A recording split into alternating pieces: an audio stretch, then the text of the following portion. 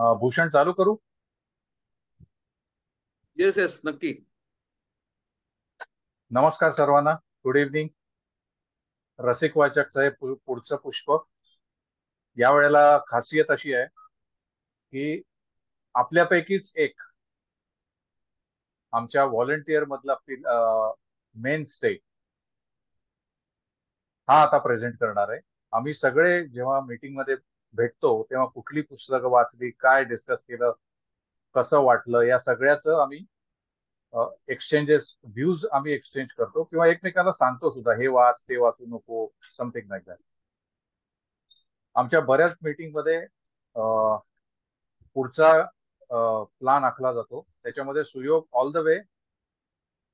Suyog is basically इचलकरंजीचा आहे. तो टेक्सटाईल इंजिनियर आहे आणि तो सध्या रायटर नावाच्या एका एमएनसी, स्विस एमएनसी मध्ये सेल्स मॅनेजर आहे. तो महाराष्ट्र आणि गुजरातची ऑपरेशन्स बघतो आणि या सगळ्यातनं वेळ काढून तो दर शनिवार रविवार जेव्हा केव्हा मुंबईत असतो किंवा अराउंड दॅट टाइम तेव्हा व्हॉलंटियर्सच्या मीटिंगला येतो. ही त्याची खासियत आहे. आणि त्याचा दरवेळेला जरी ऑनलाईन त्या मीटिंगला नसला तरी तो बाहेरनं जॉईन करतो. तो वेल रेड आहे and of course he is a good human being. आणि आता तो त्यांनी वाचलेल्या पुस्तकावर डिअर तुकोबा याचं त्याची ऑब्झर्वेशन किंवा त्याच्यातनं काय कळलं आणि काय घ्यावं यावरती तो बोलणार आहे. तर मी आता सुयोगला रिक्वेस्ट करतो. सुयोग, सेशन तुला ओपन आहे आता. तू स्टार्ट कर आणि वेलकम. येस. थँक्यू श्रीकांतजी. आवाज येतो ना माझा व्यवस्थित? हो हो, एकदम परफेक्ट. Okay, thank you. तर मुख्य म्हणजे रसिक वाचक या ग्रुपला मी आधी धन्यवाद देतो, कारण असा ग्रुप असणं पुस्तक वाचण्यासाठी हे खूप महत्त्वाचं आहे आणि त्यात आपण असणं व्हॉलेंटिअर म्हणून एक वेगळी गोष्ट आहे. तुमच्या सगळ्यांचे म्हणजे सपोर्ट असतोच त्यासाठी. पण आता आय थिंक 3 वर्ष झाली या ग्रुपला. आपण बऱ्यापैकी आत्तापर्यंत याच्यामध्ये प्रगती केली आहे. वेगवेगळे पुस्तकं आपल्या इथं त्याचा परिचय झालेला आहे, सेशन्स झालेले आहेत. हे आजचं आहे ते 84व पुष्प आहे. तर ही कंटिन्युटी राखणं सुद्धा खूप महत्त्वाचं होतं. आणि मला वाटते भूषण आणि सदाशिव कुलकर्णी आणि श्रीकांतजी तुमच्या सगळ्यांच्या सपोर्टमुळं आत्तापर्यंत आपण हा प्रवास केलेला आहे आणि इथनं पुढेही आपण हा करत राहू. आजचं पुस्तक जे आहे त्याबद्दल म्हणजे सांगायचं की रिसेंटली मी या पुस्तकाबद्दल बरंच ऐकलं होतं, म्हणून वाचायची खूप इच्छा होती. एक तर नावामुळं थोडंसं त्याच्याबद्दलचं एक अट्रॅक्शन होतं की डिअर तुकोबा असं का म्हटलं या पुस्तकाला. तर नुसतं नावावरून सुद्धा आपल्या लक्षात येईल की डिअर तुकोबा याचा अर्थ की आत्ताच्या परिस्थितीशी कुठंतरी तुकोबांना जोडायचा प्रयत्न आहे, की त्यावेळची परिस्थिती आणि आत्ताचं जे काळ आहे. कारण आता आपल्याला आपण बघितलं तर सगळीकडे आपण डिअर शब्द वापरतो कोणालाही संबोधताना. डिअर शब्द सुद्धा आपल्याला आता खूप डिअर झालेला आहे, की प्रत्येक कुठलंही संबोधनात्मक लेटर असेल किंवा ईमेल्स असतील, पर्सनली काही आपण कुणाला बर्थडे विशेस करणार असलो तरी आपण डिअर डिअर करून त्या सगळ्यांना विशेष देत असतो. तर त्याचा कुठेतरी संदर्भ आहे की आत्ताच हे संबोधन आपण तुकोबांसाठी वापरतोय आणि मग त्यासाठी आत्ताचा काळ आणि तुकोबांच्या वेळचा काळ याचं सांगड कुठंतरी घालायचा ह्याच्यामध्ये प्रयत्न असेल असं नावावरून वाटतं. तर थोडंफार ते सत्य आहे. पुस्तकाकडे मी नंतर येतोच आहे.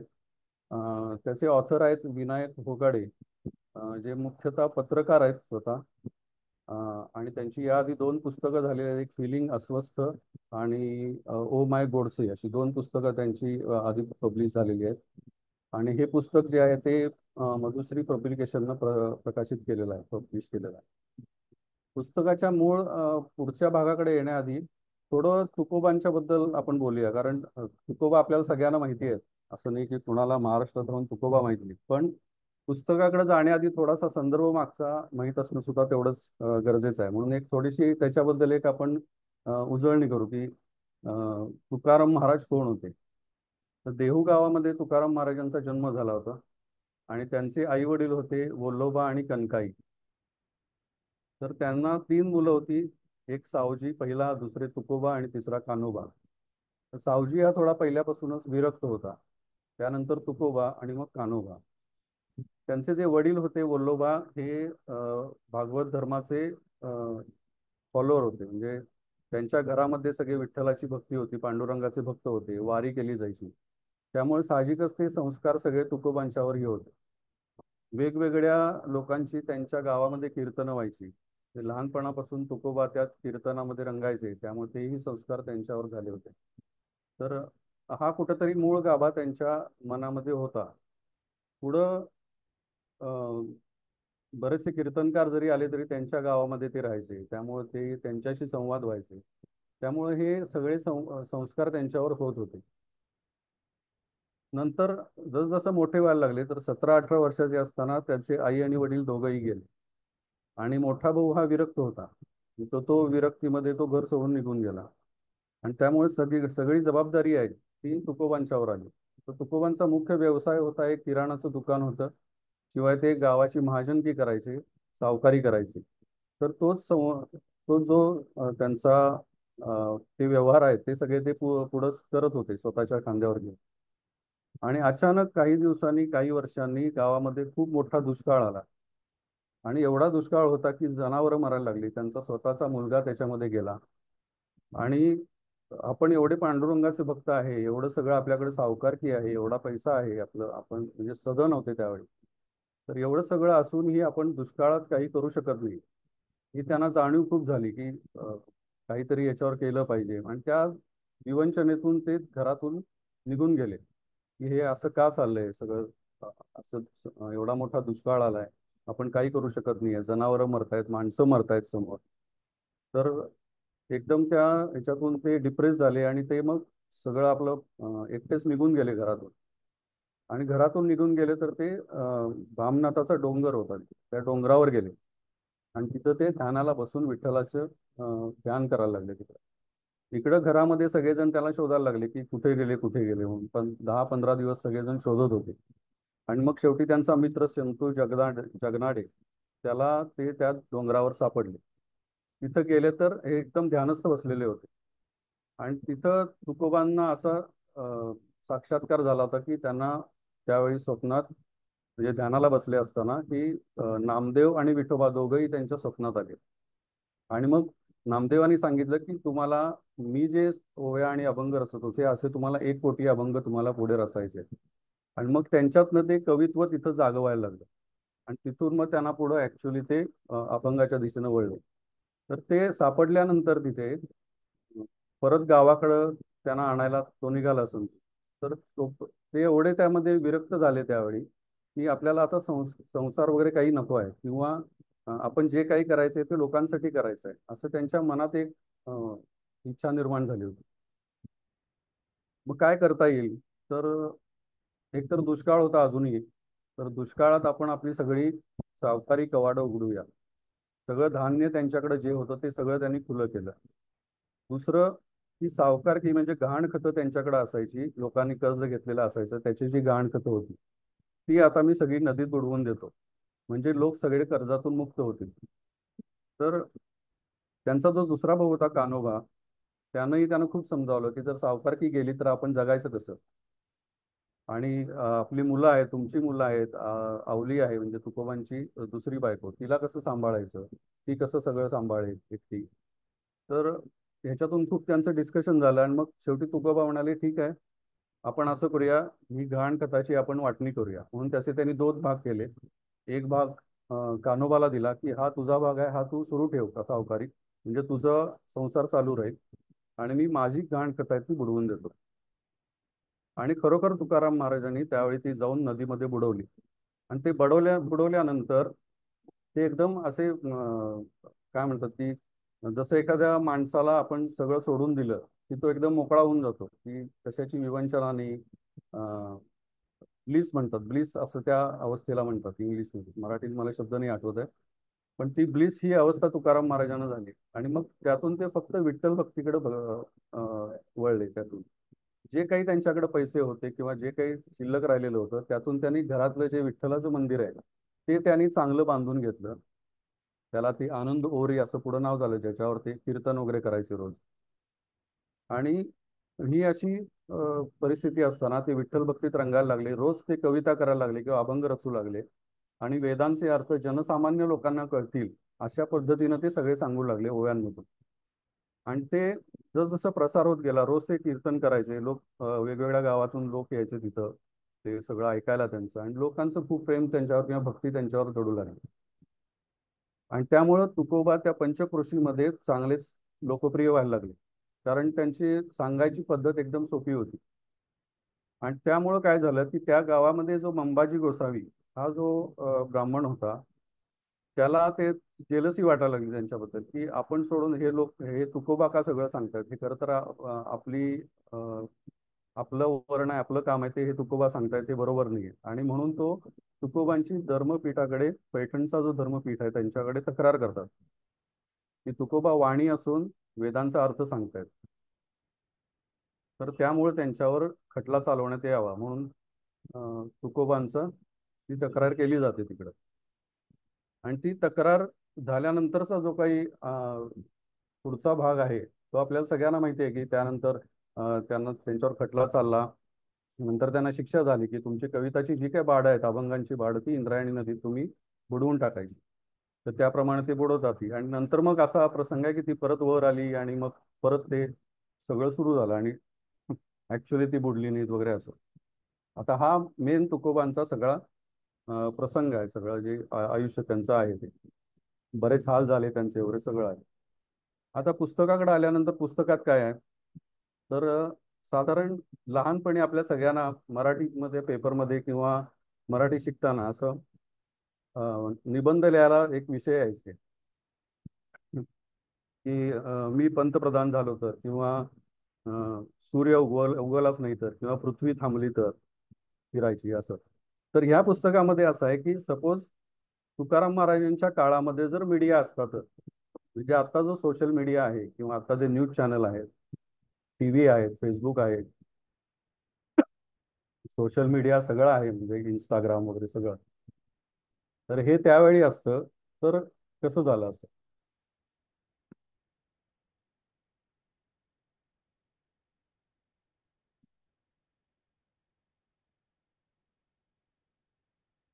पुस्तकाचे बेसिकली 3 भाग आहेत. आता पुस्तक आहे विषय सांगायचं म्हणजे पहिल्यांदा की विनायक फोगाडेंनी ते लिहिलेलं आहे. ब्लड जो लिहिलेला आहे तो रंगनाथ पाठारे यांनी लिहिलेला आहे. हा तुम्ही मी शेअर करतोय, ते वाचू शकता तुम्ही. त्याच्याबद्दल लिहिलेलं आहे त्यांनी, रंगनाथ पाठारेंनी. आणि तुकाराम, तुकोबा, डिअर तुकोबा या पुस्तकाचे 3 भाग आहेत. पहिला आहे तुकारामायण, दुसरा आहे मीडिया ट्रायल ऑन तुकोबा, आणि तिसरा आहे डिअर तुकोबा. तुकारामायण मध्ये काय आहे, पहिल्या भागामध्ये तर विंदा करंदीकरांनी तुकारामांची भेट शेक्सपियरशी घालून दिली होती एका कवितेमध्ये. तो धागा पकडून ह्याच्यामध्ये लेखकानं वेगवेगळ्या जे व्यक्ती आहेत त्यानंतरच्या काळात जे तुकारामांची अशी भेट घडवून आणली आहे. त्याच्यामध्ये महात्मा गांधी आहेत, संत गाडगेबाबा आहेत, साने गुरुजी, कबीर, सॉक्रेटिस, आंबेडकर, महात्मा ज्योतिबा फुले, शाहू महाराज, त्यानंतर गॅलिलिओ, कर्मवीर भाऊराव पाटील. आणि हे सगळं जे आहे ते साधारण त्यांनी अभंगाच्या भाषेमध्ये लिहिलेलं आहे. लेखकाने स्वतः रचलेल्या त्या अभंग आहेत. चांगल्या पद्धतीनं त्यांनी रचलेले समजण्यासारखे आहेत. आणि सॉरी,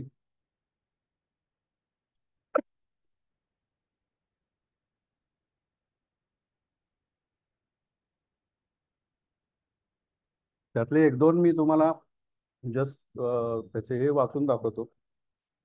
विशेषतः जो सॉक्रेटिस बद्दल लिहिलेला आहे त्याच्यामध्ये ते सॉक्रेटिसला आपल्या भाषेमध्ये कसं बोलतात तर सॉक्रू बाबा म्हणतात ते, त्यामुळे ते थोडंसं मजेशीरही वाटतं.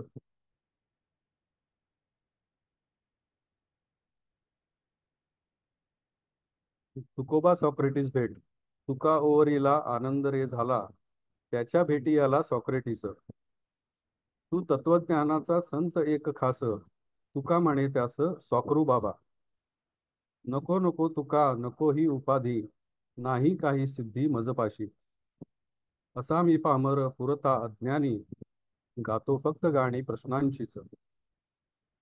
तुझा तो खटला आहे रे ऐकून, ते विष प्राशन धाडसाचे. तत्वांसाठी गेला प्रश्नामुळे मेला, विषाचा तो प्याला प्यायलासी. तुझी ती महत्ता काय कमी आहे, कविता ती वाहे अजूनही. बुडविली त्यांनी तुझी ही कविता, तरी तुझी गाथा तरंगली. तुका म्हणे पुरे आता हे कौतुक, बाकी सुख दुःख सांग म्हणे. वीट आला आता कंटाळलो फार, अवघाची संसार नको झाला. वमन वाटला संसार तुलाई, बायकोती राई कजागीण. तुका म्हणे सॉकरू असू दे रे बाबा, संसाराचा ताबा तिच्याकडे. माझी ती आवली घांटी पी ती तुझी, संसाराची ओझी वाहता ती. बाईल कर्कशा आहे जरी खरी, जिंदगी अपुरी तिच्या विना. दोघांनी सोडली मग ती शिदोरी, घातली भाकरी पोटामध्ये. दोघांनी गायले एक ते कवित्व, विवेकाचे सत्व त्यात होते. सॉकरूने घेतली हातामध्ये वीणा, गायला तराना प्रश्नांचाच. कल्पना सॉकरूची सामान बांधले, भेटाया निघाले दाभोल करा. दोघे निघून या गेले एक दिशा, कौतुक आकाशा आवरेल. तर अशा प्रकारे त्यांनी जवळजवळ 10 लोकांची अशी भेट घडवली आहे तुकोबांची अभंगामध्ये. तर हे सगळं तुकारामायण या पहिल्या भागात येतं. दुसरा भाग आहे तो मीडिया ट्रायल ऑन तुकोबा. आता हा महत्वाचा भाग आहे या पुस्तकाचा. एक याच्यामध्ये मिनिट एकूण सुयोग भाऊ, यात 10 कोणकोणती लोक आहेत भेटलेली? याच्यामध्ये महात्मा गांधी आहेत, संत गाडगे बाबा, साने गुरुजी, कबीर, सॉक्रेटिस, भीमराव आंबेडकर, ज्योतिबा फुले, शाहू महाराज, गॅलिलिओ, कर्मवीर भाऊराव पाटील, हे 10 जण आहेत त्याच्यामध्ये. आणि ते इंटरेस्टिंग आहेत, म्हणजे प्रत्येक अभंग इंटरेस्टिंगरित्या लिहिलेला आहे त्यांनी. वा, छान. अजून एखादा भेटीवरचा अभंग वाचू शकलास तर? अजून एक मी गॅलिलिओ वरचा वाचतो, कारण बाकीचे आपल्याला माहिती आहे. गॅलिलिओ थोडा वेगळा माणूस आहे परत. चालेल चालेल. गॅलिलिओ गेला तुकोबांच्या भेटी, इंद्रायणी काठी भेट झाली. जाहली दोघांची उराउरी भेट, उरातले थेट उरामध्ये. तुका म्हणे गॅली थोर तुझे शोध, आकाशाचे बोध वा घेतले. दुर्बीण ती हाती पृथ्वीवरी उभा, ठाव घेई नभा दूरवर. सूर्य तो स्थिर, पृथ्वीच चंचल, खोडी बायबल धैर्य किती. म्हणजे बायबलाच्या विरुद्ध त्यांनी सांगितलं होतं, त्यामुळे त्यांचं धैर्य होतं त्यावेळी गॅलिलिओ. गॅली म्हणे तुका झाला रे बेरंग, नाही पांडुरंग दुर्बिणीत. बायबल द्रोही दिले ठरवून, शासन भोगून त्रासलो बुवा. तुका म्हणे छे छे कसला रे तू गेला, लगेच मानला पराभव. नको सोडू मध्ये साथ ती सत्याची, आम्ही विजयाची तुका देई. कुठून आणावी निडर ती जिद्द, ध्येय ती अभेद्य सत्याप्रती. बुडवली जरी तुझी रे ती गाथा, तरी ताठ माथा विवेकाचा. पाय धरी गॅली तुझा तो व्यासंग, वीणेचा हा दंग व्योमव्यापी. तुकाचे कौतुक पुरे म्हणे तुका, सत्याचा तो ठेका नको सोडू. वीणेत तुकाच्या गॅली ही रंगला, अभंगी गुंगला विद्रोहाच्या. नभा पाही तुका डोळा ती दुर्बीण, वीणा सोपवून गॅलीकडे. गेलो निघून या दोघे दोन दिशा, कौतुक आकाशा आवरेल. तर हे गॅलिलिओ बद्दलची भेट आहे आणि त्याच्याबद्दल ते लिहिलेलं आहे. छान छान, मस्त. आता लेखक आणि एक म्हणतो त्याच्या मनोगतामध्ये की आपण संत तुकाराम आणि नंतरचा आलेला तुकाराम असे 2 चित्रपट सुद्धा बघितलेले आहेत. तर पहिला जो होता विष्णुपंत पागनीतांचा संत तुकाराम, त्यामुळे ते खूप फेमस झाले. आणि संत तुकाराम म्हणजे पागनीस अशी जवळजवळ ती व्याख्या झाली होती त्यावेळी प्रत्येकाची. तर लेखकाचं असं मनोगत आणि थोडंफार ते खरंही आहे की त्यामध्ये तुकोबा एकदम सात्विक दाखवलं होतं, की ते बाळबोध दाखवण्याचा प्रयत्न केला होता. पण जो माणूस धर्मपीठाविरुद्ध बंड पुकारतो तो माणूस एवढा बाळबोध नसणार. त्या मानानं जो चंद्रकांत कुलकर्णी आणि जितेंद्र जोशींचा जो तुकाराम आहे त्यामध्ये बऱ्यापैकी त्यांनी न्याय दिलेला आहे त्या तुकाराम महाराजांना त्या पिक्चरमध्ये. तर तेही आपण बघितलेले आहे, त्यामुळे तुकोबांचा थोडा तो परिचय आपल्याला सगळ्यांना आहे. तर मीडिया ट्रायलमध्ये काय आहे की असे 11 प्रकरणं आहेत त्याच्यामध्ये. आणि आता आपण जे बघतो मीडियामध्ये की एखादी केस उभी राहिली किंवा एखादा इन्सिडेंट घडला की मीडिया सुद्धा लगेच त्यावर स्वतःची ट्रायल सुरू करते. त्याच्यामध्ये आरोपी कोण आहे त्याला म्हणजे दोषी लगेच स्वतः मीडिया सुद्धा ठरवून देते. हे आपण सगळीकडे बघतो याच्यामध्ये. तर तसाच धागा त्यांनी मीडिया ट्रायलमध्ये केलेला आहे. त्याच्यामध्ये जो पहिला भाग आहे त्याच्यामध्ये असं आहे की धर्मपीठांकडे मंबाजी गोसावी आणि रामेश्वर भट यांनी तुकारामांची हे केली तक्रार केलेली आहे की तुकाराम म्हणतायत की वेदांचा तो अर्थ अम्मासीचा ठावा येरांनी वहावा भारमाता. तर ह्या दोन ओळींमुळं ही तक्रार केलेली असते. आणि त्या तक्रारीला अर्थातच तुकाराम महाराज काही दाद देत नाहीत. ते आता हे बघा की लेखकांना बरोबर यावेळी फेसबुक पण आणलेलं आहे की फेसबुकवर तुकोबा लाईव्ह येतात आणि ते सांगतात की मी जे काय बोललोय ते मी त्याच्या मागे मी ठामपणे उभा आहे. ह्याच्यात मला कुठलंही म्हणजे वावगं वाटत नाही. मला जे सुचतंय ते मी लोकांना सांगतोय. आणि त्यामुळं तुकोबांनी स्वतःही येऊन त्यावर फेसबुक लाईव्ह केल्यामुळं ती केस धर्मपीठापुढेच जाते. आता मग हे सगळं टीव्हीवर यायला लागतं. हे तुकोबा असं म्हणाले, त्यांच्यावर काय काय खटला चालवणार आहेत किंवा त्यांच्यावर आरोप काय काय आहेत, हे सगळं टिकर्स वगैरे येतात. जसे आता न्यूज चालू असताना खाली ब्रेकिंग न्यूज वगैरे येतं. असं त्यावेळी म्हणजे अर्थात हे सगळं कल्पनाविलास आहे. त्यावेळी हे नव्हतं, पण हा कल्पनाविलास सुद्धा खूप छानपणे त्यानं रंगवलेला आहे. तर टिकरमध्ये सगळे आरोप येतात त्यांच्यावर. पहिला आरोप आहे की एक तर त्यांनी वेदांचे अर्थ सांगितले. दुसरा आहे की लोकांना ते फसवत आहेत. असे 2-3 ते आरोप त्यांच्यावर ते सगळे टीव्हीवर यायला लागतात टिकरमध्ये. मग जे पत्रकार लोक आहेत ते सगळे मंबाजी गोसावी आणि रामेश्वर भट यांच्याकडे ते सगळे बूम माईक घेऊन जातात की तुमचं काय मत आहे, तुम्हाला काय वाटतं याच्यावर. आता हे चित्र जो समोर मी जे शेअर केले त्याच्यावर सुद्धा तुम्ही बघाल तर त्या चित्रामध्ये सुद्धा एक कॅमेरा आहे, त्याच्या मागे त्या उभी व्हॅन्स आहेत सगळ्या उभ्या, आणि जो पत्रकार आहे पगडी आणि हे घातलेला तो माईकवर बोलतोय. त्यामुळे अशी चित्रही या प्रत्येक प्रकरणामध्ये त्यांनी दिलेली आहेत आणि फार छान पद्धतीनं त्याचं डिटेलिंग केलेलं आहे चित्रांचं सुद्धा, की त्याच्यामध्ये आपल्याला सगळं दिसतंय. होम माईक आहे, टीव्ही आहे किंवा सगळं जे काय आता आपण बघतो ते सगळं त्याच्यामध्ये आहे. तर तर ही सगळं चर्चा सुरू होते की टीव्हीवर किंवा फेसबुकवर, इंस्टाग्रामवर सगळीकडे ही चर्चा सुरू होते की हा खटला आता कसा जाईल पुढं. लोकांच्या याच्यावर काय काय म्हणजे काय वाटतं लोकांना याच्यावर, हे सगळं न्यूज चॅनलवर दाखवलं झालं. आणि जसं फिर्यादींच्या मुलाखती होतात तर तुकारामांना लोक शोधायला लागतात की तुकारामांची याच्यावर भूमिका काय आहे. तर तुकाराम कुठं सापडत नाहीत. त्यावेळी सगळेजण शोधायला लागतात, घरी जातात, घरासमोर त्यांच्या प्रचंड जनसमुदाय असतो, पण तुकाराम कुणाला सापडत नाही. मग टीव्हीवर लगेच पुढची बातमी येते, जसं आता आपण बघतो की लगेच पुढचा सुरू होतो काय ना काहीतरी न्यूजवाल्यांचं की तुकाराम फरार झाले, ते स्वतःची भूमिका मांडणार नाहीत किंवा त्यांनी पळ काढला, असं हे टीव्हीवर सगळं यायला लागतं. पण त्यांचे जे भक्त आहेत जे गोळा झालेले असतात ते पण थोडेसे खाजरतात या गोष्टीमुळे की तुकाराम महाराज असे पळून का गेले किंवा कुठे गेले नक्की हे कुणाला माहीत नसतं. आणि असाच काही वेळ गेल्यानंतर एकदम त्यांचा भक्त जोरात ओरडतो आणि तो खुशीनं ओरडतो की हे पहा, तुकोबांचं ट्विट आलेलं आहे की तुकाराम महाराज आज रात्री 8 वाजता कीर्तन करणार. आणि त्या ट्विटचं इथं समोर तुम्ही जर स्क्रीनवर बघितलं तर तुकाराम आंबिले आम्हा घरी धन शब्दांचीच रत्ने शब्दांचीच शस्त्रे यत्न करू, रात्री 8 वाजता इंद्रायणी काठी कीर्तन होईल आणि हॅशटॅग तुका म्हणे लढू. तर हा हॅशटॅग ते तयार करून सगळीकडे तो प्रसारित केला जातो. आणि मग तुकाराम महाराज काय भूमिका मांडणार पुढं, त्यासाठी मग कीर्तनाचा एक लोकांची उत्सुकता जागृत होते आणि कीर्तन ऐकण्यासाठी परत इंद्रायणी काठी गर्दी व्हायला लागते.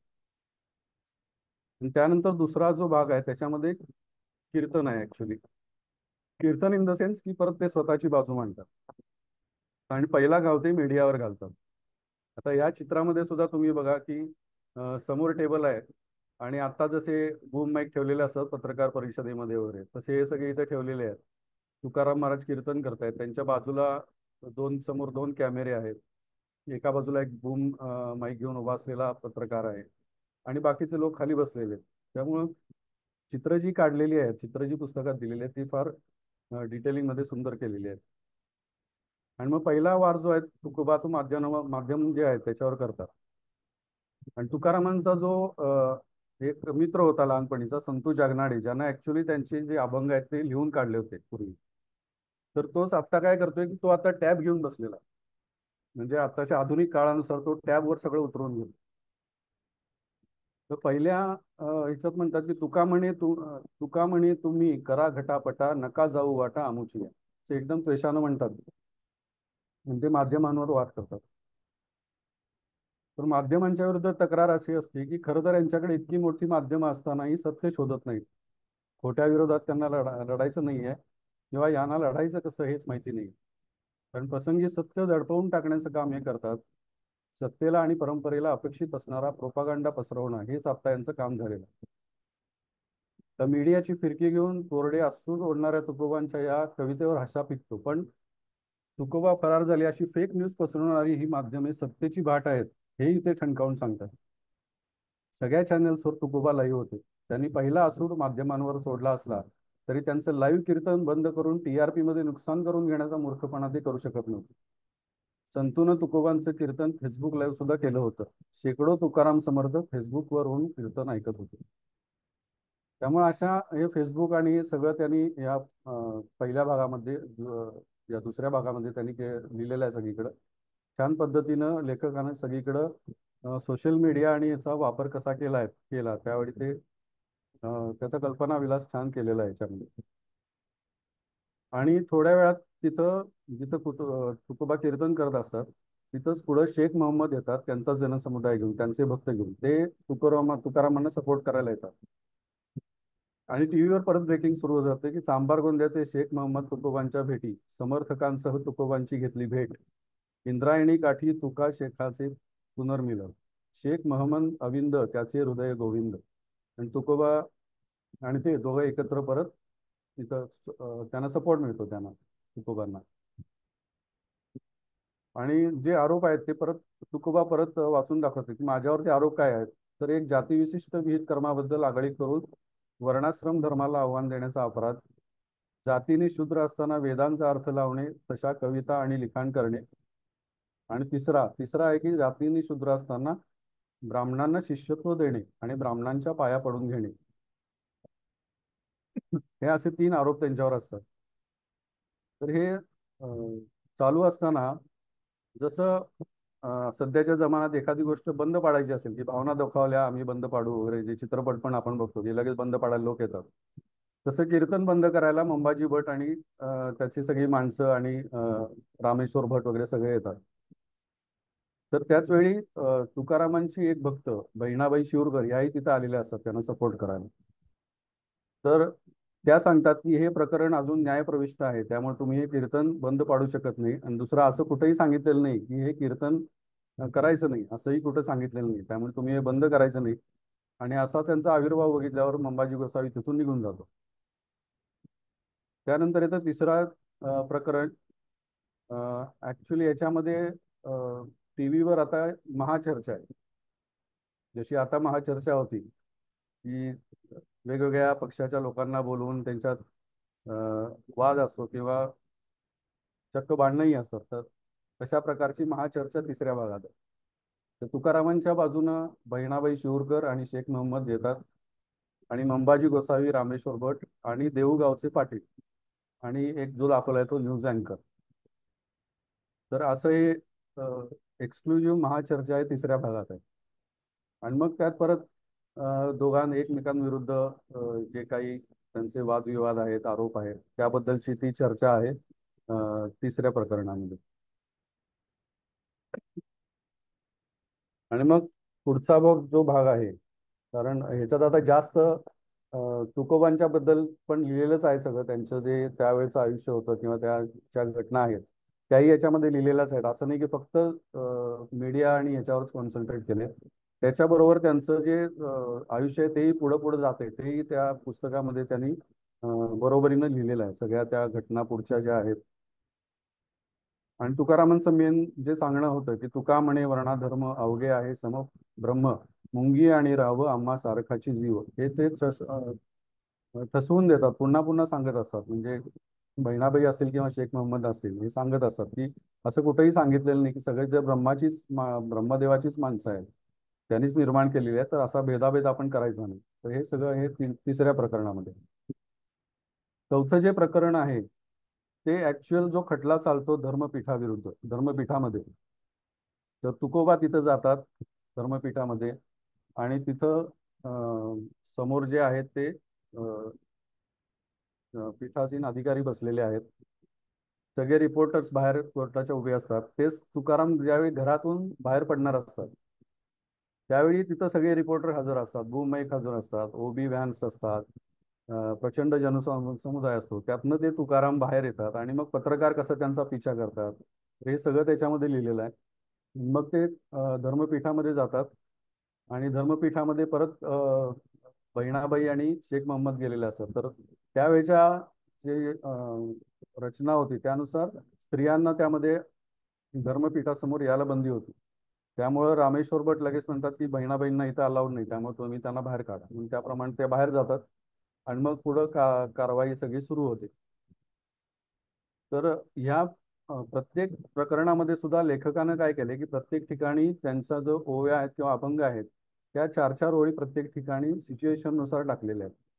आणि त्यामुळं प्रत्येक सिच्युएशन प्रमाणे तिथे एक एक त्यांनी अभंग 4 ओळी टाकलेले आहेत. ते फार छान वाटतं हे पुस्तक वाचताना.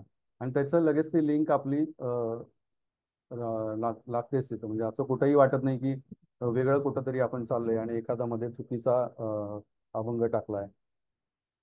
तर दोन्ही बाजूनी जोरदार चर्चा होते. तुकाराम त्यांची बाजू म्हणतात, मंबाजी त्यांच्या बाजून बोलतात, रामेश्वर भट सुद्धा बोलतात.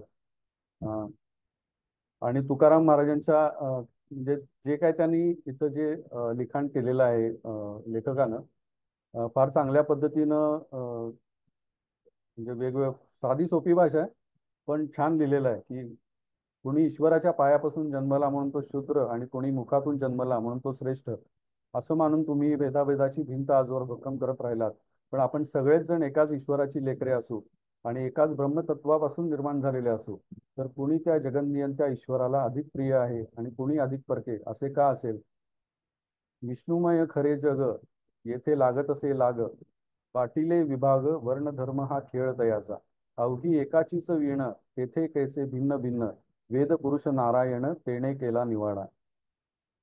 तर हे वेदांचे जे काही त्यातल्या ओळी आहेत त्या बरोबर त्या चपखल तिथं बसवलेले आहेत लेखकानं. मध्येच कबीरांचं सुद्धा दोहे त्याच्यामध्ये केलेले आहेत की जो तू बांभन बांभनी जाया आन वाट हे काहे नाही आया, जो तू तुरक तुरकनी जाया भीतर खतना काहे ना कराया, कहे कबीर मधीम नहीं कोई सो मधीम जा मुखी रामन होई. त्याचे अर्थही त्यांनी खाली दिलेले आहेत. आणि मध्येच परत दंगाई होतो, जसा आता कोर्टामध्ये वगैरे होतो असा. आणि मग ते सगळीकडं त्यांना शांत राहा म्हणून तुकारामही सगळ्यांना सांगतात. हेही सगळं त्याच्यामध्ये लिहिलेलं आहे. आणि शेवटी मग जसं तुकाराम ठाम असतात की मी जे हे करणार आहे आणि ह्याला ह्याचा कुणाचाही विरोध असता कामा नये, तर ते ठाम राहतात आणि त्यामुळं धर्मपीठ त्यांना शिक्षा देतं. तर शिक्षा आपल्याला सगळ्यांना माहिती आहे की त्यांना आदेश दिला जातो की तुमच्या ज्या काही कवितेची बाडं आहेत, जे अभंग तुम्ही रचलेत, ते सगळे तुम्ही इंद्रायणीमध्ये आता नेऊन बुडवून टाका. आता हे तर आपलं नॉर्मल माहित आहे.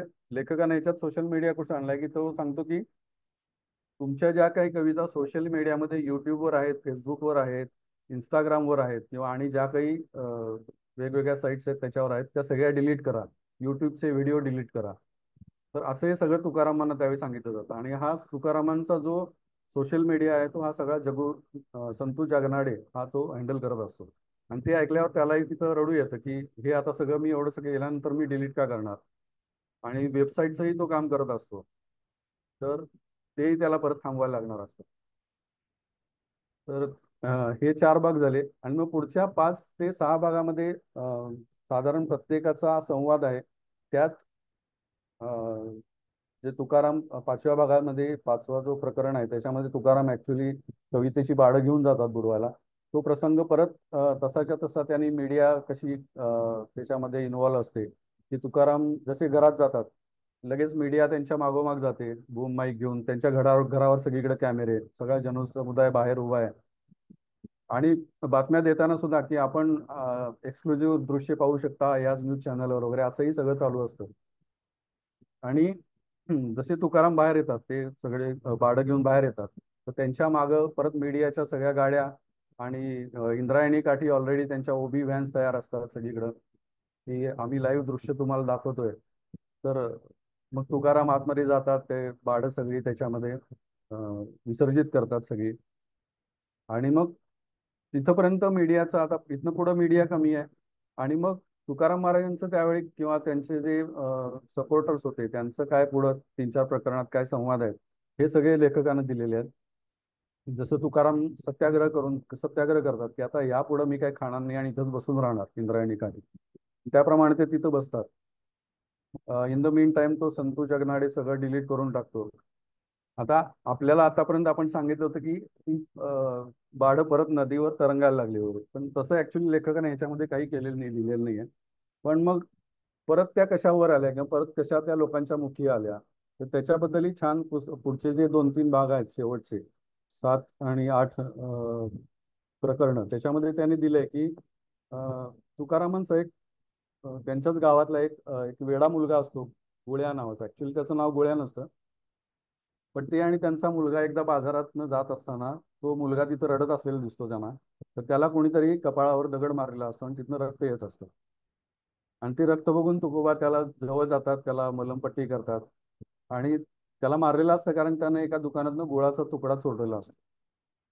तर तुकारामांना ते कळतं, मग ते आपल्या दुकानातनं मोठ्या गुळाची ढेप त्याला देतात आणि हे खा म्हणतात. तर तो मुलगा ऍक्च्युली असतो वेडा, पण त्याची आणि तुकारामांची खूप गट्टी जमते आणि ते त्याला घरी घेऊन येतात. आणि साहजिकच त्यावेळी आवली ही चिडते की आणि कुणाला घेऊन घरी आला वगैरे. आवलीचा स्वभाव थोडासा चिडका असतो. तर तो गोळ्या आता परत ह्या प्रसंगामध्ये आणलेला इंद्रायणी काठी, की तो येऊन मग एक एक अभंग म्हणायला लागतो. आता तो वेडा असल्यामुळं त्याला काही धर्मपीठ किंवा त्याची शिक्षा हे काहीच माहिती नसतं. त्यामुळे तो आपल्या नादामध्ये सगळे एक एक अभंग म्हणायला लागतो. आणि जसजसे दिवस जायला लागतात तुकाराम काही खात नाहीत, त्यांची तब्येत ढासळायला लागते. आवली येऊन समजावते, बाकीचे लोक येतात समजावतात, पण ते माघार घेत नाहीत. पण गोळ्या आल्यानंतर थोडासा तुकोबांच्या चेहऱ्यावर थोडासा आनंद येतो. आणि मग हळूहळू काय होतं की त्यांचा जो जे अभंग वगैरे आहेत ते लोक हळूहळू बिनधास्त होऊन, कारण जसं गोळ्या म्हणायला लागतो गोळ्याला शिक्षा काही होत नाही कारण तो वेडा आहे, त्यामुळे सगळे लोक दुर्लक्ष करतात त्याच्याकडे. तर त्याच्याबरोबर सगळे लोक हळूहळू अभंग म्हणायला लागतात मोठमोठ्याने, कारण सगळ्यांना ऍक्च्युली त्यावेळी तोंडपाठ होते अभंग. आपल्याला आता बरंच अवघड जातं, पण त्यावेळी वाचिक हे असल्यामुळं सगळे सगळ्यांना ते पाठ असतात अभंग. आणि त्यातून ते परत मग ट्रेंड व्हायला लागतात. परत इथं सोशल मीडिया येतो, फेसबुकवर ट्विटरवर सगळीकडे हे लोक आपापल्या अकाउंटवरून हे सगळे अभंग टाकायला लागतात. आणि वेगवेगळे हॅशटॅग त्याचे निर्माण करतात की वी सपोर्ट तुका, तुका म्हणे, असे वेगवेगळे हॅशटॅग करून ते ट्विटर, फेसबुक, इंस्टाग्राम सगळीकडे यायला लागतात परत. आणि एक प्रसंग असाही दिलाय लेखकाने याच्यामध्ये की एके दिवशी ते पूर्ण ट्विटर हँग होऊन जातं. आणि ते हँग होण्याचं कारण 2 दिवसांनी कळतं की तुका म्हणे नावाखाली जेवढे पोस्ट त्याच्यावर आलेत त्याच्यामुळे सर्व्हरची कॅपॅसिटी संपली आणि त्यामुळं ते पूर्ण ट्विटर हँग झालं आणि त्यामुळे 2 दिवस कुणाला काही करता येत नाही. तर ह्याचंही लेखकानं बऱ्यापैकी हे पुढं वापरलेलं आहे फेसबुक आणि त्याच्या आत्ताच्या हिशोबानं कसं त्यांनी केलं असतं त्यावेळी. आणि मग शेवटी पूर्ण ज्यावेळी ट्विटरचा हे हँगआउटचा इश्यू संपतो त्यावेळी ट्विटर पब्लिश करतं की हे कशामुळे झालंय. तर त्या ज्या सगळ्या पोस्ट असतात त्या पोस्ट सगळ्या PDF स्वरूपात येतात. आणि त्या PDF स्वरूपात आल्यामुळं त्यात सगळे जे अभंग असतात, पोह्या असतात, कविता असतात, त्या सगळ्या जगभर पसरतात. आणि जगभर पसरल्यानंतर ते परत म्हणजे रूढार्थानं परत ते वर आल्यासारखं, म्हणजे तरंगण जे आपण म्हणतो, कविताची बाळ परत तरंगले किंवा परत वर आले, तर ते अशा रीतीनं वर आले असं लेखकाने शेवटी ते सांगायचा प्रयत्न केलेला. तर असे हे मधले दुसऱ्या भागातले हे 11 प्रकरण आहेत. आणि शेवटचे जे आहे ते आहे डिअर तुकोबा. डिअर तुकोबामध्ये ऍक्च्युली लेखकानं तुकोबांशी संवाद साधायचा प्रयत्न केला, म्हणजे त्याच्या मनात काय आहे लेखकाच्या, आणि ते उद्देशून तुकारामांना तो अशी स्फुटलित्याने लिहिलेली आहेत शेवटच्या. आणि हे मला वाटते पुस्तकाचा जो सगळ्यात मेन भाग आहे, तो मला वाटतं की हे आहेत, ही जी स्फुट आहेत ती आहेत फार छान पद्धतीने त्यांनी लिहिलेली आहेत. त्यातले एक दोन मी वाचून दाखवतो तुम्हाला. पहिलं जे लेखक लिहितो की, तुकोबा, तुला माहिती आहे की एक हात लिहायला लागतो तेव्हा काय होतं. अरे, लिहिणाऱ्याचे शब्द त्या पाण्यात भिजले म्हणून खळणारी नदी इंद्रायणी झाली. लिहित्या हातांना प्रसवलं म्हणून त्या पिटुकल्या गावाचं देहू झालं. आणि त्याच लिहित्या हातांनी जेव्हा कधीतरी वारंवार पायवाट तुडवली म्हणून त्या डोंगराचा भामनाथ झाला. जी कविता आत्मभानासाठी उतरवली जाते ती कविता काळाच्याही पल्याड जाते. कारण तुकोबा, काळ निनादत राहील, वीणा झंकारत राहील, मृदंग गरजत राहील आणि दिंड्या पादुका दरवर्षी येरझाऱ्या घालतच राहतील. सामान्य वारकऱ्याला कवितेतला क कळो अथवा न कळो, ज्ञानबा तुकाराम ही फक्त पारायणाची पोथी नसून ते आपल्या आत्मभानासाठी आचरण्याचं सूत्र आहे, एवढं त्याला कळायला हवं. तर अशी बरीच स्फुटं त्यांनी लिहिलेली आहेत. आणि एक प्रसंग आहे त्याच्यामध्ये की ज्यावेळी आवली तुकोबांसाठी जेवण घेऊन भामनाथाच्या डोंगरावर जात असते, तर त्यावेळी तिला देवबाभळीचा एक काटा रुततो पायामध्ये. त्याच्यावर एक नाटक सुद्धा आले होतं, देवबाभळी, आता बंद झालं ते, पण तेही छान नाटक होतं. तर तिच्या पायातला काटा काढायला पांडुरंग येतो आणि काढतो, आणि त्यामुळे रखुमाई रुसते की ही कोण बाई आणि हिचा काटा काढायला पांडुरंग इथून का निघून गेला म्हणून. त्याच्यावरही दिले की, तुकोबा, जिथं चक्क पांडुरंगाची रखमाई रुसून गेलेली असताना तुझी माझी अवस्था तरी काय वेगळी असणार आहे. देव वगैरे असून त्यांनाही संसारातल्या तक्रारी आणि रुसणं चुकलं नाही. तू हे असा नेहमीचा गायब झालेला, आणि तिकडं आवली रागात असली तरी तिचा जीव नेहमीसारखा कासावीस झालेला. पांडुरंगाला शिव्या घालत तुझ्यासाठी डोईवर शिदोरी घेऊन काट तुडवेत आलेल्या आवलीच्या पायात घुसला बाभळीचा काटा, आणि तो काटा काढायला शेवटी यावं लागतं विठ्ठलाला. तिकडं इनसिक्युअर रखमाई, कोण ही बया म्हणत रुसून पुन्हा गेली, आणि माझ्या नवऱ्याला हिच्या नवऱ्यानंच नादाला लावलंय म्हणत आवली बी फणफणीत निघून गेली. तुकोबा, आता तू आणि तुझा तो विठ्ठल बसा दोघे टाळकुटत. तर असे परत एक 10 पानं पुढं त्यांनी अशी सगळी स्फुटं लिहिलेली आहेत. ती पण फार छान आहेत, म्हणजे वाचण्यासारखी आहेत सगळी. त्यातलंच एक आहे, तुकोबा, इंद्रायणी काठी आली असती मोठी उभी व्हॅन आणि घेतली असती प्रेस कॉन्फरन्स. या ठिकाणी तुकोबांना धर्मपीठासमोर हजर केलं जाते असं म्हणत धावले असते गिधाडासारखे बूमधारी रिपोर्टर तुझ्या मागे मागे. कान्होबानंही मग शिताफीने केलं असतं फेसबुक लाईव्ह तुझ्या गाथा बुडवण्याचं, आणि आवलीनेही रडत रडत दिला असता बाईट मीडियाला आणि मिळालं असतं भलं मोठं कव्हरेज. हॅशटॅग गाथा कांट सिंग त्या ट्रेंड सोबत अशी आहे सध्या इंद्रायणी काठी परिस्थिती, असं म्हणत फुलून गेल्या असत्या क्लिक बेट न्यूज साईट्स, आणि रात्री अँकरनेही भडवल्या असत्या चॅनलवर डिबेट्सच्या झुंजी. तू तर होतं तेही गाथेचं डॉक्युमेंटेशन पाण्यात बुडवून रिकामा झालास की रे तुकोबा. कसलंही काहीच माध्यम नसताना कुठून रुतून बसलास या मातीत. त्यावेळी अशी कुठली माध्यमही नसताना आजपर्यंत तुकारामांचे अभंग आपल्यापर्यंत येतात, आणि पुढेही वर्षानुवर्ष येत राहतील. म्हणजे कुठलीही सिस्टीम सेव्ह करायची नसताना फक्त लोकांच्या ऐकण्या आणि बोलण्यातूनही आजपर्यंत आपल्यापर्यंत आलं.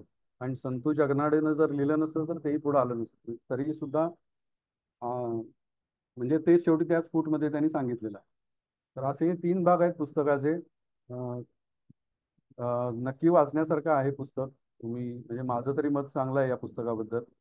सोपी भाषा आहे, आणि तुकाराम आपल्याला माहितीच असल्यामुळं थोडे संदर्भही त्यातले लगेच आपल्याला कळू शकतात. तर असं हे एकूण या पुस्तकाबद्दल आहे. तर थँक्यू व्हेरी मच. एवढं माझ्याकडून आता मी थांबवतो.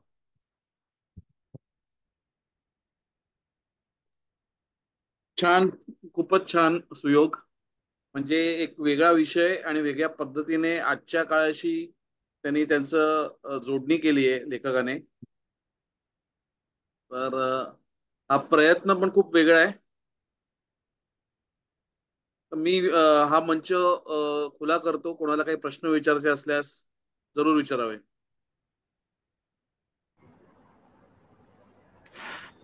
सुयोग, अपर्णा. हा, सो एक हे होतं, म्हणजे आधी तर सांगायचं झालं तर तुम्ही जी तुकोबांची पार्श्वभूमी दिलीत आणि त्याच्यानंतर जे पुस्तकाचं सांगितलं ते फार आवडलं.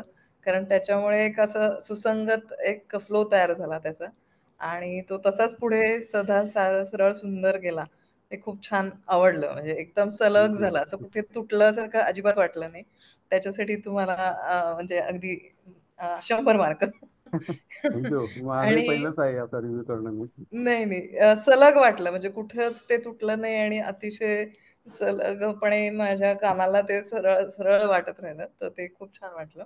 एकच प्रश्न अ, की अ, जे तुम्ही सांगितलंत, की त्यांनी 10 माणसांशी ते जोडलं. त्यांनी स्वतःच्या भाषेत त्यांनी काही भेट श्लोक भेट करून घडवून ते आणली आणि जोडले. त्याचे अभंग हां. लिहिले जातात. तर त्याच्यामधले शाहू छत्रपती किंवा आंबेडकर किंवा फुले वगैरे हे तर म्हणजे अ, कामानुसार किंवा त्यांच्या ह्याच्यानुसार वाटतात म्हणजे रिलेटेड वाटतात.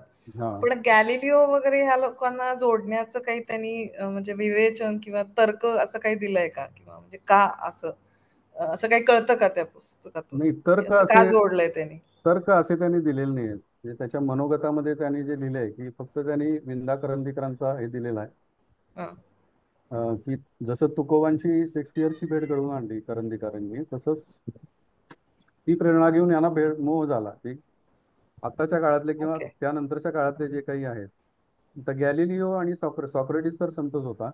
हां, गॅलिलिओ कदाचित तो बायबलच्या विरोधी त्यानं केलं होतं वक्तव्य, हां, की हां. पृथ्वी फिरत नसून सूर्य फिरतोय. हं. सॉरी, म्हणजे बायबलमध्ये असं होतं की पृथ्वी स्थिर आहे आणि सूर्य फिरतोय. सूर्य फिरतोय. हां, पण गॅलिलिओनं त्याच्या विरुद्ध सांगितलं होतं की पृथ्वी फिरते आणि सूर्य स्थिर आहे. आणि ते बायबलच्या विरोधी असल्यामुळं त्याला बायबल द्रोही ठरवलं होतं. आणि त्याच्यावरही त्यावेळी म्हणजे त्याला वाळी टाकल्यासारखं त्यावेळी केलं होतं. हां. आणि म्हणजे अच्छा कदाचित ती त्यासाठी सिमिलॅरिटी. गॅलिलिओ म्हणून घेतला असेल. ओके. आणखी म्हणजे एक जस्ट हां. ओके. बोल. म्हणजे जे आपल्याकडं काय म्हणतात त्याला की पूर्वापार जे चालत आले त्याच्या विरुद्ध कोणी काहीतरी हां. बोललं. म्हणजे अ, साम सांप्रत परिस्थितीच्या आणि हा, ह्यांच्या विरोधात म्हणजे विरोधात. सत्तारूढ विरोध ह्यांच्या येस, विरोधात म्हणून म्हणून ते त्यांनी केलं. ते ओके, घेतलेलं आहे. ओके. हां. आणि तुम्ही जे म्हणालात, की पागनिसांचा पिक्चरमध्ये जरा त्यांना असं सोशिक किंवा असं एक हा हा. सौम्य हे दाखवलेलं आहे आणि आत्ताचं. तर मला असं एक माझ्या मनात जस्ट विचार आला, की पागनिसांच्या वेळचा काळ म्हणजे त्या पिक्चरचा काळ असा होता, की त्या मनात जनमानसामध्ये ती एक संत प्रतिमा असते, की तुकाराम नाम म्हणजे हे ज्ञानेश्वर हे चमत्कारांना जास्त जोडले गेलेत आणि सोशिकतेकडे जास्त जोडले गेलेत. बरोबर. रादर दॅन ते बंडखोर किंवा असे म्हणजे मी उभा राहतोय आता कुठल्या तरी सांप्रत परिस्थिती विरुद्ध किंवा नाही, सत्तारूढ त्यांचं स्वतःचं असं लोकांविरुद्ध मत असं. नक्कीच नव्हतं तुकारामांचं की मी हां. बंडखोर आहे म्हणून. हां, बरोबर. तर पण त्यामुळे आणि हा जनमानसात तसं दाखवलं असतं तर कदाचित हा, असंही असू शकेल, पण हे माझं मत नाही आहे, लेखकाचं मनोगत आहे हे त्यामुळे नसतं झालं. हां, हां. असेल. ओके. तेवढंच. सुयोग थँक यू. सुयोग हा ऐकायला बोला. येतंय ना? हो, येत आहेत. हा, एक्सलंट, मजा आली. मला बेसिकली नंबर वन तुझं नरेशन आवडलं. अनइंटरप्टेड आणि फ्लोईंग होती. नंबर टू, ही फॅन्टसीच इतकी चांगली आहे की आपण आतापर्यंत म्हणजे मीही असं कोरिलेट करतो की आपल्याला जर का वॉल्ट डिस्ने आणि हॅरी पॉटर आवडू शकतं तर हे नक्कीच आवडू शकतं. Yes. त्या तऱ्हेचं फॅन्टसी म्हणजे तू कोरिलेट केलीस की हे असं झालं तर काय होईल. ते फार त्यांनी चांगलं म्हणजे बाहेर लगेच रिपोर्टर आणि हे ते बाईट द्यायला, मग कॅप्शन्स, मग ट्विटर हँग होणं, हे सगळं अतिशय उत्तम आहे. म्हणजे एक्सलंट आयडिया आहे माझ्या मते. हे लेखक स्वतः पत्रकार असल्यामुळं त्यांनी हे फार हा छान पद्धतीने लिहिलेलं आहे पुस्तकामध्ये. कारण हा, पत्रकार म्हणजे असल्यामुळे हे करंट सगळं ह्याच्यात त्यांना आयडिया तुकोबा आहे. असते, करंट ह्याच्यात तुकोबा असते तर काय झालं असतं, तर नाही ते नाही, राईट आहे. त्याच्यात तुकोबा नाही. तुकोबांच्या काळात मीडिया असता तर काय झालं असतं, कारण वर्णाश्रम हो, धर्म त्यावेळी होता, आता नाही आहे तो एवढा. त्यामुळे त्या काळात जर ओके. असतं सोशल मीडिया असं जास्त आपण ते वाचायला पाहिजे. पण हे म्हणजे बेसिकली त्यांनी फॅन्टसी क्रिएट येस केलेली आहे, येस, राईट. फॅन्टसी त्यांनी स्वतःही हा, लिहिलेलं आहे की हा तो पूर्ण कल्पना विलास. एक्सलंट आयडिया आहे आणि तू पण छान नरेट केलीस. Thank you thank you. Great, thank you. Suyog Prashant Lingayat यांना काय विचारायचंय? प्रशांत भाऊ.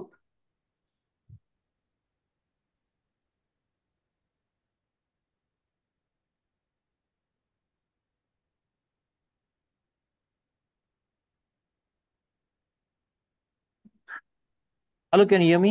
हा, येस येस प्लीज. पहिले तर खरंच थँक्स भूषणला मला ऍड केल्याबद्दल, आणि सुयोगजी हा टू इंट्रोड्यूस दिस बुक, म्हणजे इतकं फॅन्टॅस्टिक आहे ना, म्हणजे फॅक्ट आणि फिक्शन आणि प्लस म्हणजे तेव्हाच्या काळाला डायरेक्ट आजच्या काळाबरोबर जोडल्यामुळे आजचं जे मीडियाचं काय असेल त्याचं रिॲक्शन, ते तेव्हा काय झालं असेल ते we can imagine due to this, जे काय येस. सांगितलं ते. हो. आणि दुसरं म्हणजे आय थिंक हे जे काही दाखवलंय त्यामुळे तुकोबांना आपण, नवीन जी पिढी आहे, जेव्हा ज्यांना अगदी 15-16 वर्षाची मुलं आहेत, दे डोंट नो तुकोबा कोण होते.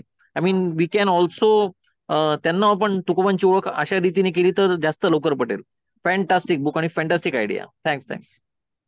ऍक्च्युली हे मी जे पुस्तकाबद्दल ऐकले ते म्हणजे फेसबुक किंवा इंस्टाग्रामवर या पुस्तकाचे रिव्ह्यू बघितले होते मी. तर याच्यामध्ये यंग लोकांनी वाचलेलेच रिव्ह्यू जास्त आहेत. त्यामुळे मला ते वाटलं की हे आपण पुस्तक घ्यावं म्हणून. त्यामुळे थँक्यू. चांगली गोष्ट आहे थँक्स. त्या पुस्तकात.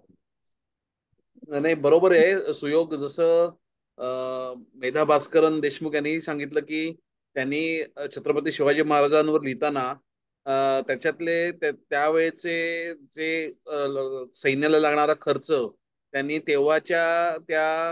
अ, अ, तेव्हाच्या नाण्यांच्या कन्वर्ट करून आजच्या रुपयामध्ये केलं किंवा आजच्या डॉलरमध्ये केलं, आणि त्यांनी आजच्या काळाशी सुसंगती साधली. त्यामुळे आजच्या पिढीला ते कळलं की काय पद्धतीचं ते तेव्हा युद्ध चालायचं किंवा काय पद्धतीचे चॅलेंजेस शिवाजी महाराजांना फेस करायला लागले.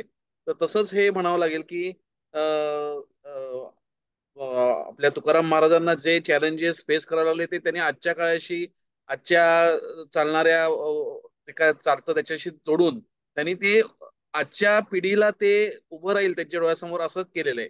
त्यामुळे ते बरोबर आजच्या बरोबर. पिढीला ते जास्त आवडू शकतं. Yes yes.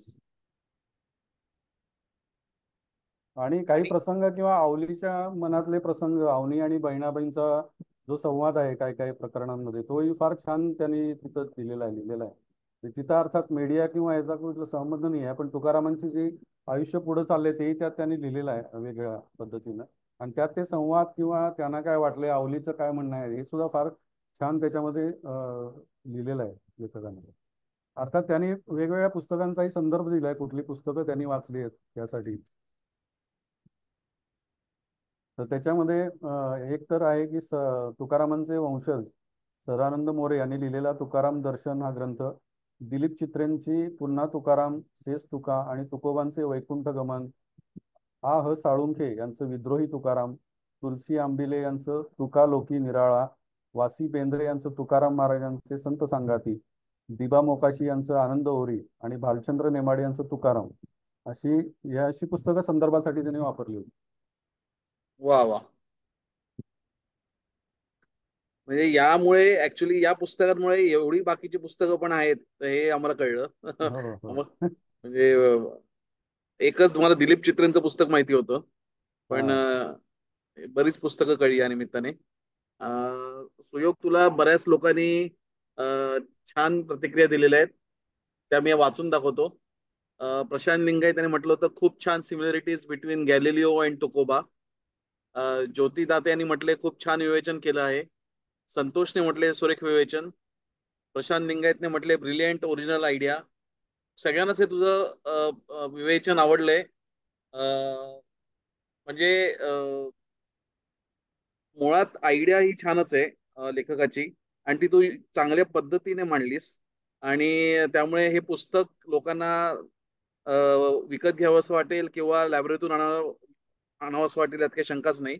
आणि हे वेगळं पुस्तक तू आज मांडलंस, त्या वेगळ्या पुस्तक आउट ऑफ बॉक्स म्हणता येईल, त्याबद्दल रसिक वाचक परिवारातर्फे तुझे आभार. आणि उपस्थित रसिकांचेही आभार. अजूनही कोणाला काही विचारायचे असल्यास जरूर विचारू शकता.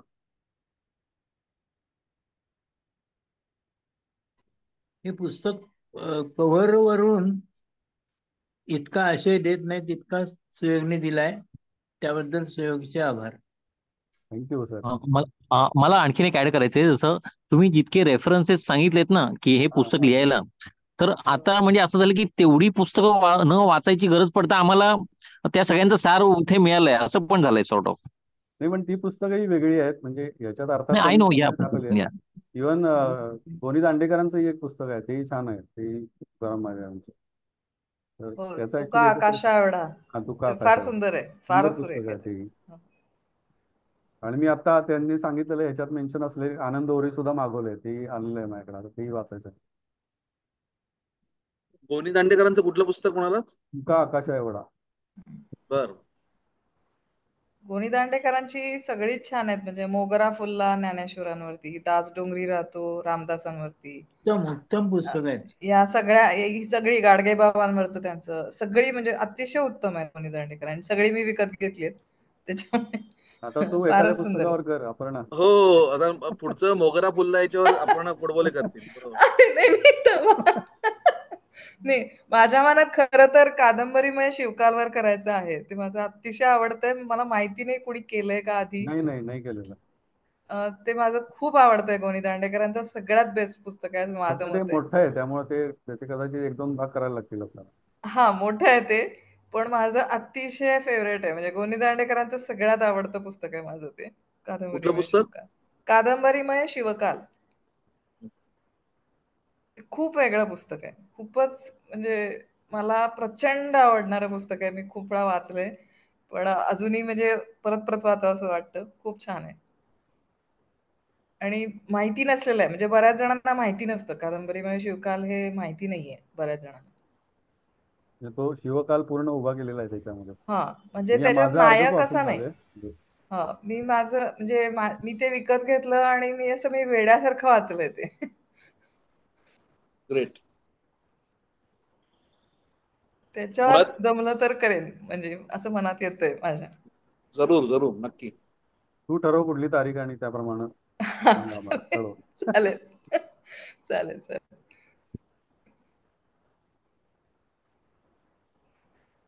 छान सुयोग. आणि सेशन समाप्त झाले असं म्हणायच्या आधी मला अशी विनंती करावीशी वाटते की जे 10 व्यक्तिरेखा पैकी 2 तू दोघांच्या भेटी अभंगातून वाचून दाखवल्या, तसे अजून एकच भेट तुला जी आवडेल ती.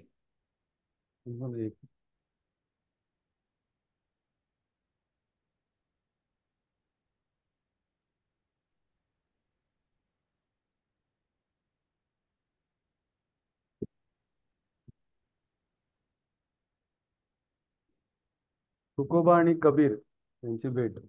वा वा वा. तुकाने आणि सुयोग, ऐकली. हा हा सुयोग बोल. 1 मिनिट जरा आवाज व्हॉल्यूम मोठा केला तरी चालेल. आता येतोय का? हा. तुकाने ऐकली परिचित धुन, गेला आनंदून मनोभावे. न्याहाळून पाही तुका दूरवर, दिसे तो कबीर कनवाळू. जाहली दोघांची उराउरी भेट, उरातले थेट उरामध्ये. आवलीने केला गोडधोड शिरा, खाई तो कबीरा आवडीने. असा विणकर शहाणी व विणे, विवेकाचे गाणे तुका म्हणे. प्रेमाचाच धागा मुखी राम नाम, करे विणकाम समाजाचे. तरलेली गाथा तुकाने आणली, लोकांनी तारली जीवे भावे. कबीरही वाचे गाथा ती तुकाची, थाप कौतुकाची पाठी देई. कहत कबीर शब्दाचे सामर्थ्य, अक्षराचे अर्थ खोलवर. मागे नको हटू लढाई ही मोठी, आहे रे मी पाठी सदा तुझ्या. लढण्याची उर्मी दिली कबीराने, पेरली तुकाने धमन्यात. विणलेला शेला कबीराने दिला, डोईला घातला तुकोबाच्या. एक तो विद्रोही एक बंडखोर, भेटले अखेर देहू काशी. दोघांनी गायले विवेकाचे दोहे, कौतुकाने पाहे इंद्रायणी. म्हणे तो कबीर जाऊ भेटावया, पाहू भीमराया डोळाभर. निघाले दोघेही भाकरी बांधून, निरोप देऊन आवलीला. वा, छान. विवेकाचे दोहे हे एकदम आवडलं. हा, छान छान लिहिलंय त्यांनी, म्हणजे प्रत्येकाचं सुंदर लिहिलेलं आहे. छान. आजचं सेशन ऐकून मी अगरबत्ती लावायला घेतली. खरंच.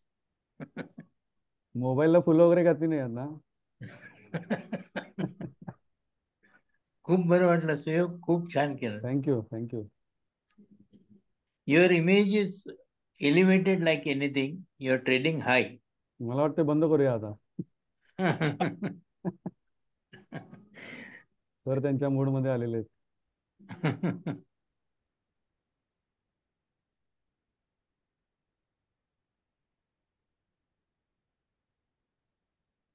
थांबूया का?